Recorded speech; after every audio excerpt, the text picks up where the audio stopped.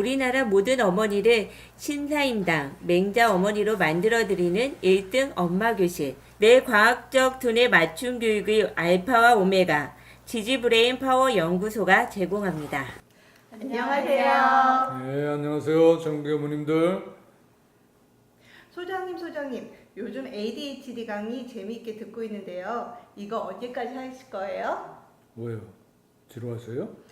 지루한 게 아니고요. ADHD 아이들을 늪에서 건져내는데 밧줄이 이렇게 여러 가지가 필요한가 하는 생각이 들어서요. 저도 그런 생각이 좀 드는데요. 유튜브에 올라있는 다른 선생님들 강의는 내용이 간단하던데 소장님 강의는 너무 구체적인 거 아닌가 싶어요. 와, 대단히들 예리하시군요. 제가 설명해 드리겠습니다. 유튜브에 올라있는 강의들을 보실 때요. 올린 날짜들을 좀 자세히 보세요. 그 날짜들을 어떻게 다 기억을 해요? 금년도는 아닌 것 같던데요. 예, 다시 잘 보세요. 올린 날짜들이요. 대개 3년, 5년, 심지어는 10년 전인 것도 있습니다. 이게 무슨 뜻이죠? 글쎄요. 저런 강의들이 쏟아져 나올 당시에는요, 연구 결과가 대단히 제한적이었어요. 당시에는 ADHD에 관한 자료라는 것이 대부분 미국 정신의학회 또 관련 기관에서만 나왔어요. 양도 적었거든요. 이럴 때 우리나라 전문가들은 정말 난감하죠. 그래도 어쩌겠어요? 언론이나 학부모들이 궁금증을 풀어드리기 위해서는 이 전문가들이 나설 수밖에 없었을 거예요. ADHD가 알려진 초창기에 하신 강의들이라 내용이 부실하고 짧다 그런 말씀이시군요. 예, 그러니까 유튜브에 ADHD에 관한 강의 중에 틀린 것이 있을 수도 있다고 보셔야 됩니다. 그렇다고 해서 싸잡아서 돌을 던지거나 하지는 않으시는 게 좋겠어요. 네. 원래 학설이라는 게 그렇지 않습니까? 어떤 연구 결과를 내놓아서 한동안 박수 받으면서 법처럼 통용되죠. 그러다가 어느 날 전혀 다른 연구 결과가 나와서 과거 학설을 뒤집어 버려요. 진리인 줄 알았던 과거 연구가 순식간에 폐기 처분되는 거죠.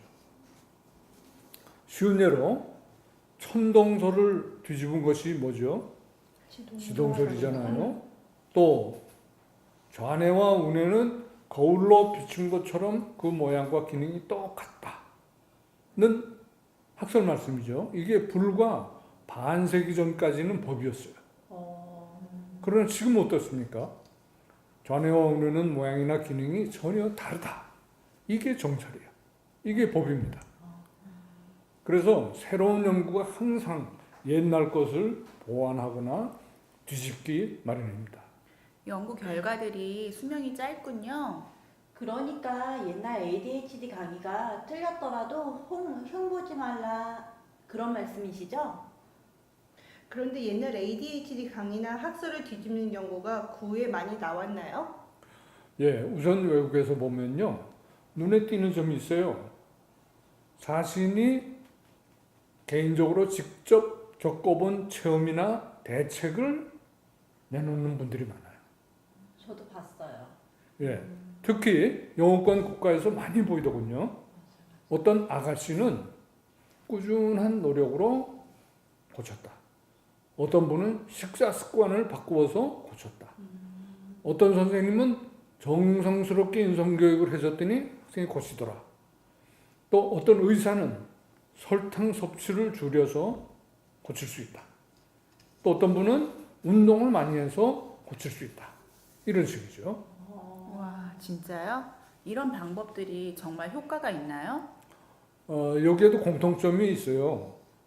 뭔가면 코끼리 다리 만지기라는 점이죠. 저렇게 개인 체험을 바탕으로 한 대책들이요. 아마 ADHD 확정자 100명 중에서 한 10명 정도에게는 효과를 볼 수 있을 거예요. 10명? 소장님 그러면요. ADHD가 질병으로 규정된 게 1987년이라고 하셨으니까 약 30년이 된 거네요. 지금쯤은 ADHD에 관한 좋은 연구 결과가 많이 나왔겠죠? 제가 과문한 탓인지는 몰라도요. ADHD에 관해서 이거다 하는 연구가 아직 잘 보이지 않고 있어요. 세계적으로 연구가 부진한 건립론이 있는데 딱 하나라고 봅니다. 뭔가 하면요. 그 누구도 ADHD 확정자의 정체를 모른다는 점이에요. 그렇구나. ADHD 늪에 잘 빠지는 사람이 누구냐? 이걸 모르는데 무슨 연구가 되고 어떻게 제대로 된 대책이 나오겠어요? 그렇겠네요. 예를 들어 볼게요. 독감이라는 거 아시죠? 네. 네, 다 잘 아실 거예요. 이건 노인들이 잘 걸립니다. 건강하고 젊은 사람들은 거의 걸리지 않아요.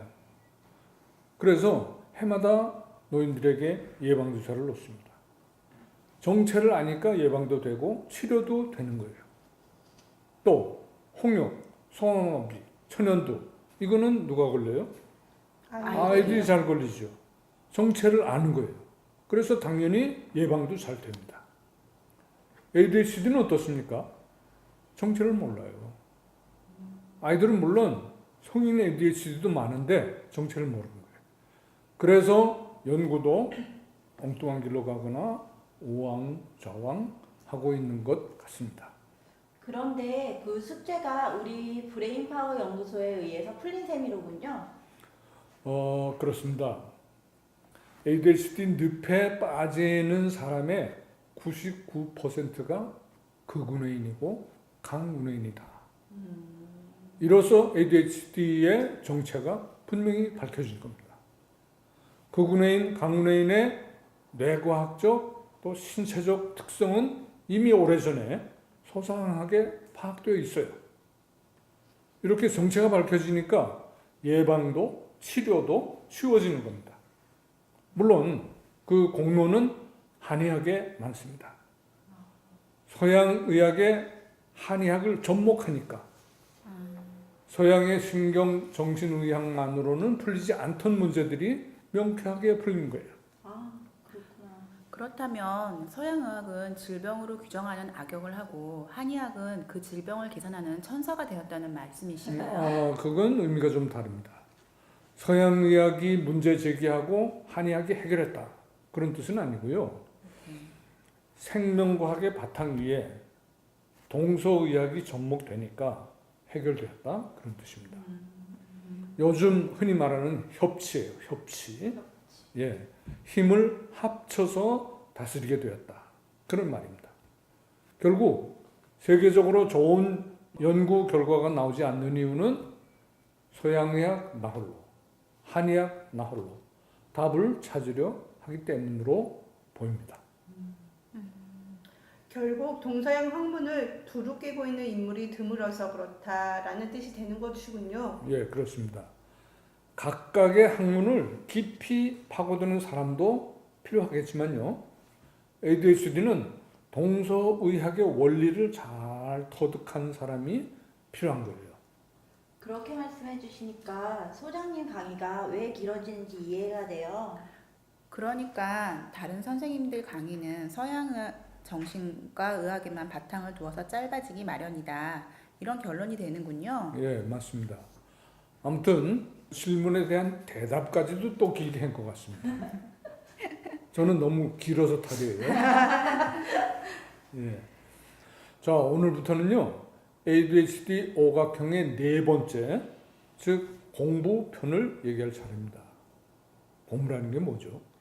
열심히 해야 열심히 해야 되는 거죠. 거예요. 예, 열심히 해야 되는 겁니다. 열심히. 공부란 선생님이 가르치고 학생이 배우는 것입니다. 이것만으로 부족하면 학생 혼자서도 해야 되는 것. 이게 공부입니다. 그러니까 공부는 학생이 하는 것이지만 선생님의 비중도 워낙 크죠. 그래서 좋은 선생님을 만나면 그 과목 성적이 쑥쑥 올라가지만 고슴도치 같은 선생을 만나면 그 과목 포기자가 되고 맙니다. 맞아요. 우리 애는 영어 선생 꼴도 보기 싫어서 영포자가 되겠다고 해요. 왜 꼴도 보기 싫대요?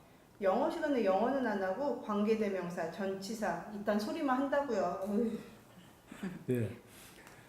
ADHD 학생도 마찬가지입니다. 좋은 선생님을 만나면 우선 ADHD 증상이 완화돼요. 나가서는 공부에 취미도 붙이고 성적도 조금씩 올라가게 됩니다. 어떤 3학년 남학생이요, 우리 연구소에 와서 3개월 만에 새 사람이 됐어요.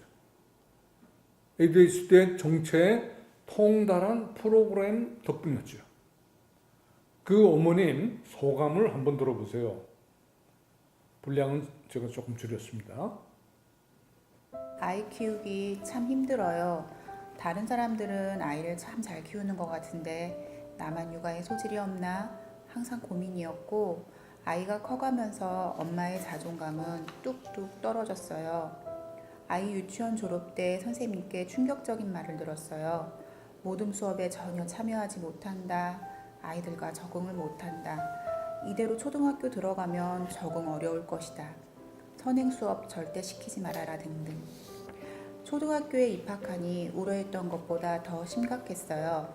아이가 분노를 조절 못한다는 둥, 학교 폭력으로 신고하겠다는 둥, 다른 아이들이 어울리기 싫어한다는 둥, 선생님한테 전화 오는 것은 일상이고 집으로 찾아오는 엄마들 정말 싫은데 아이 1인이 어쩔 수 없이 사과를 거듭했죠.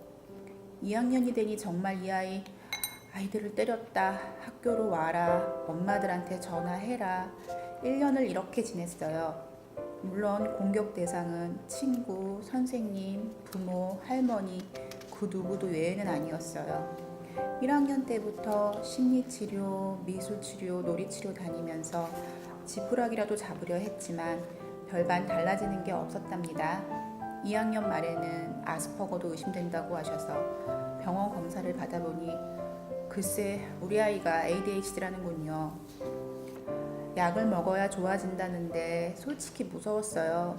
별별 정보를 다 수집하며 버텼지만 결국 2주 동안 먹였어요.